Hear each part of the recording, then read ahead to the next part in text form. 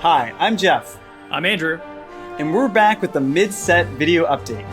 Today, we'll be talking about the next expansion, Monuments of Power, and giving you an update on some cool stuff heading your way before the end of the year. Let's dive right in.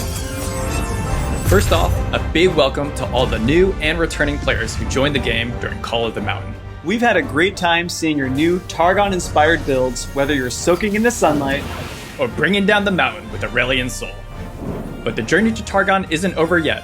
Another expansion is coming in just 2 weeks.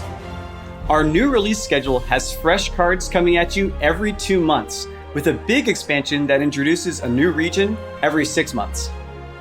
Our hope is that you find something new you're excited to try with each expansion.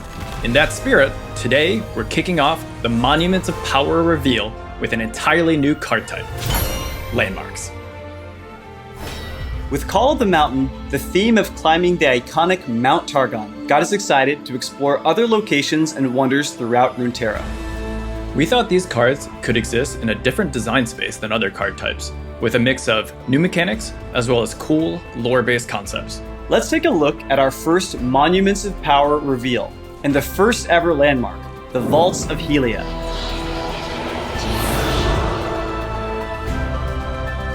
Landmarks are cast with regular mana and take up space on the board, but you won't be using them to attack, block, or take damage. Instead, each landmark has a unique, ongoing effect that can shape the entire game. For example, at the start of each round, the Vaults of Helia sacrifice your strongest unit to summon another from your deck that's 1 cost more. Spooky! Landmarks aren't units, so only certain cards will be able to interact with them. However, a few existing Call of the Mountain cards will have their text updated to affect landmarks, like Falling Comet and Singular Will. For Monuments of Power, we're focusing on big, flashy landmarks, but their design is flexible enough that we can make smaller, even common landmarks in the future. Many will reshape the game in totally unique ways and encourage you to build entire decks around them. In addition to the next expansion, we also have another event coming up. Let's talk about what went well with our first big event, Spirit Blossom, and what we're continuing to improve for the next one. The Spirit Blossom Festival was a huge success.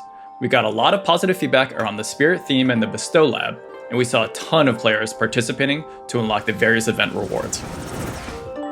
I also appreciate seeing the Spirit Blossom emotes make it to the top tier of many emote power rankings. To be honest, that was the only reason we did the event.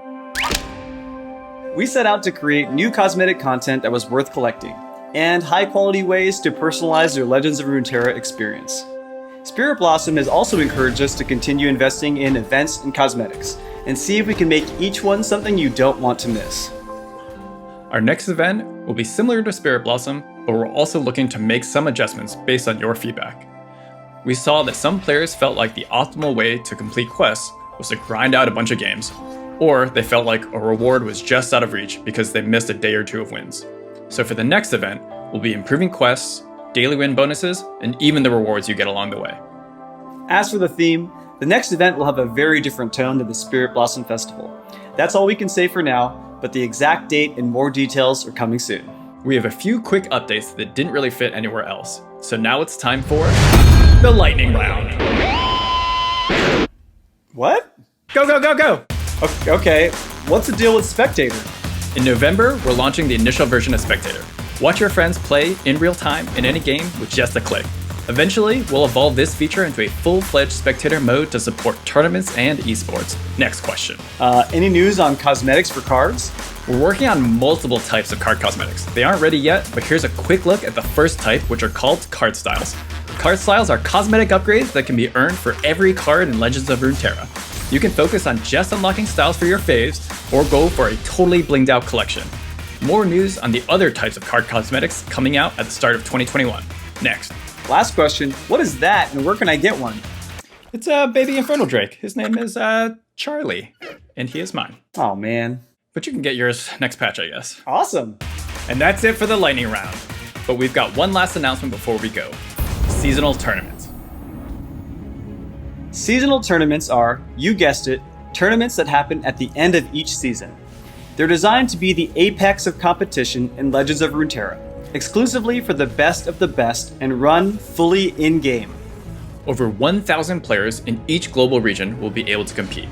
But to qualify, you'll need to either be one of the top-ranked players on your server, or one of the first players to complete the final gauntlet, which takes into account your performance in previous gauntlets throughout the season. The goal is to have a couple different ways for competitive players to earn a spot in each tournament. Some players can put in lots of hours and climb their way to the top. Others might have less time to dedicate, but the skill to pull off difficult consecutive wins. Either way, if you've got the skill, you've got a shot. We'll share much more information about how to qualify and compete in another video. All you need to know right now is that the first tournament will take place at the end of the upcoming Monuments of Power season, around the second week of December. So if you plan to qualify through ranked, start building those decks and practicing those matchups right now. Whether you're climbing high in ranked or owning the arena in gauntlets, we want it to matter to you when you make it to the top. Seasonal tournaments are the ultimate way to prove you're the best in the card slinging biz. They're also the next step we're taking to build a path to professional play and a thriving competitive scene. Stay tuned at the start of next year for an update on the future of competitive Legends of Runeterra.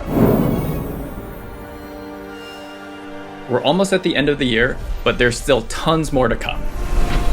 We've got 2 expansions, another event, and seasonal tournaments all headed your way in the next couple months. We're trying to bring you as much awesome stuff as we can before the end of 2020.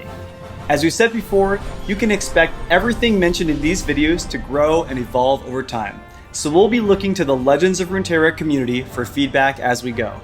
Keep an eye out for more details on the upcoming event and seasonal tournaments. But in the meantime, look forward to some exciting new cards and strategies in the Monuments of Power expansion.